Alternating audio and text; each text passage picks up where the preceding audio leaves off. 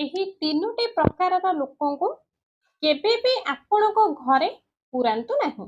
ତେବେ କିଏ ସେହି ତିନୋଟି ଲୋକ ଆସନ୍ତୁ ଜାଣିବା। ପ୍ରଥମ ଲୋକ, ଯେଉଁ ଲୋକ ଆପଣଙ୍କର ଦୁଃଖରେ କେବେ ବି ସାଥ ଦେଇନଥାଏ, କିନ୍ତୁ ଯେତେବେଳେ ବି ଆପଣଙ୍କର ସୁଖ ସମୟ ଆସିଥାଏ, କିଛି ଖୁସି ସମୟ ଆସିଥାଏ, ଖୁସିର ମାହୋଲ ହେଇଥାଏ, ସେହି ଲୋକ ଆପଣଙ୍କ ପାଖକୁ ଆସିବାକୁ ଅନେକ ପ୍ରକାର ଚେଷ୍ଟା କରିଥାଏ। ତ ଏପରି ଲୋକଙ୍କୁ ଆପଣଙ୍କ ଘରେ ଆଦୌ ଜାଗା ଦେବା ଉଚିତ ନୁହେଁ।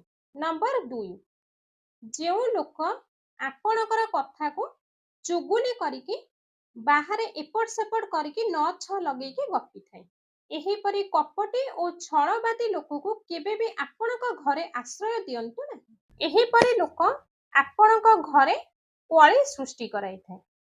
ଏହି ଲୋକଠାରୁ ସାବଧାନ ହେଇକି ରୁହନ୍ତୁ। ତୃତୀୟ ଲୋକ, ଯିଏ ସବୁଠାରୁ ଭୟଙ୍କର, ଯିଏ ଆପଣଙ୍କର ମାହୋଲ, ଆପଣଙ୍କର ପରିବେଶ, ଆପଣଙ୍କର ଦୁଃଖକୁ ସବୁବେଳେ ପରିହାସ କରିଥାଏ, ବାହାରେ ଆଲୋଚନା କରିଥାଏ, ବାହାର ଲୋକଙ୍କ ଆଗରେ ଆପଣଙ୍କର ଗରିବୀ କଥାକୁ, ଆପଣଙ୍କର ଦୁର୍ବଳତା କଥାକୁ ପରିପ୍ରକାଶ କରିଥାଏ। ତ ଏପରି ଲୋକକୁ ଆପଣଙ୍କ ଦ୍ୱାରର ବାହାରୁ ହିଁ ଫେରାଇ ଦିଅନ୍ତୁ, ଭୁଲରେ ବି ଆପଣଙ୍କ ଘରେ ପୁରାନ୍ତୁ ନାହିଁ।